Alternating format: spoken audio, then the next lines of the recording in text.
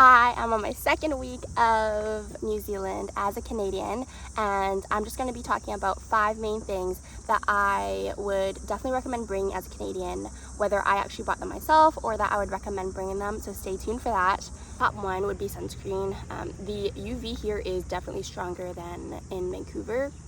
Has to do something with the ozone, but basically, especially if you are coming for more outdoorsy nature hikes, which typically folks are, I would highly recommend bringing sunscreen, sun protection, clothing, hats, things like that, sunglasses. All right, the second thing I'd recommend bringing are layers, especially again if you're doing something a bit more outdoorsy. I'd 100% recommend bringing thin layers, some that are waterproof, warm, as well as some that are a little bit more breathable.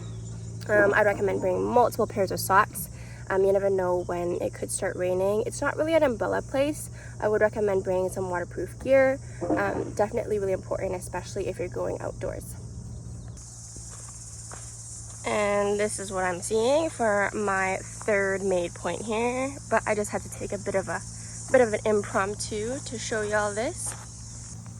The third main thing I'd recommend bringing are hiking poles. I was really debating this just because I had a carry-on restriction, but I would 100% recommend bringing hiking poles just because there are a good amount of trails as well as hikes that are a bit harder, more scrambly, as well as with that same theme of unpredictable weather, there could be a lot of mudslides or rock slides as well as loose gravel. So I found that me bringing the poles were actually really helpful. Side note on that, I want to also squeeze in here a bit of New Zealand hospitality. I actually lost my poles on a hike called Ben Lomond just because I was so tired on the way down, and I literally just forgot them in one of the restrooms. And as I was talking about this, one of the Airbnb hosts that we were staying at near the Tongariro crossing, he heard this and he actually lent me his poles for the Tongariro crossing. So I would 100% recommend trying out Airbnbs in New Zealand, and if not, just talking to the locals.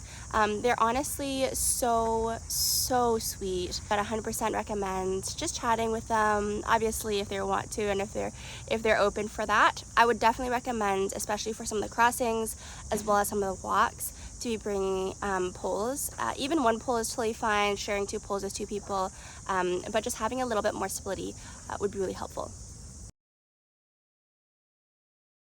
The fourth thing I'd recommend to bring to New Zealand is an eSIM, especially coming from Vancouver. I know for myself that when I'm hiking, I don't necessarily need a lot of data, but just enough to make sure that I'm on the right track. Most of the tracks that I was on in New Zealand were quite well paved or quite well marked, so that wasn't too much of an issue, but also just directions getting to somewhere.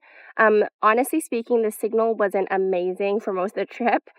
That being said, traveling with a friend and having 5 gigs each would be a little bit too much for 2 weeks, but it ended up being the perfect amount. So I'd recommend, especially if you're traveling with someone, maybe going for a little bit more data than you might think. I would definitely recommend getting an eSIM. We went through Aotearoa, but I thought that, yeah, some places had Wi-Fi, especially hostels or Airbnbs, but some of the hostels had pretty spotty Wi-Fi. So if you want to connect with family and friends, definitely would recommend bringing eSIM with you.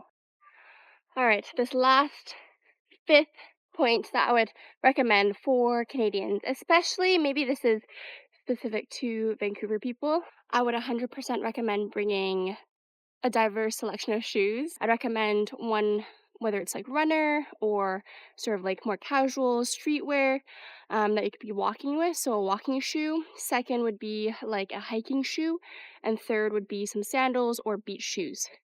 If you don't have as much luggage space like I didn't, I would recommend kind of like merging those, whether it's the hiking and the walking shoe into one shoe. So for me, that was trail runners, and then I brought some sandals. Or if you're coming in the summertime and you're not doing too much city walking and you have really comfortable sandals, then just using those as your walking shoes. But I would recommend something for more the hikes, trail walks. I wouldn't recommend running shoes for those. And then they do have some amazing beaches here, so I'd also recommend that too. And I'm only putting that in here just because in Vancouver, we are known for like a one shoe all season, whether it's Blundstone. So I would say in New Zealand it's a little bit different where you have a bit more rocky terrain or a bit different terrain. And I would think it's worth bringing at least two pairs of shoes that are just a bit more varied. That wraps up 5 points to bring. And I also just want to show that I just finished my run literally from Hamilton Gardens in New Zealand, North Island.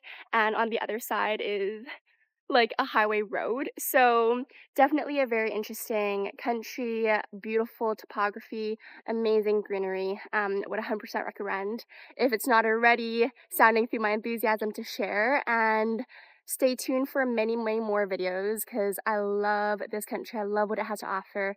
100% would recommend to any Canadian or anybody just interested in outdoors, nature, and really great people.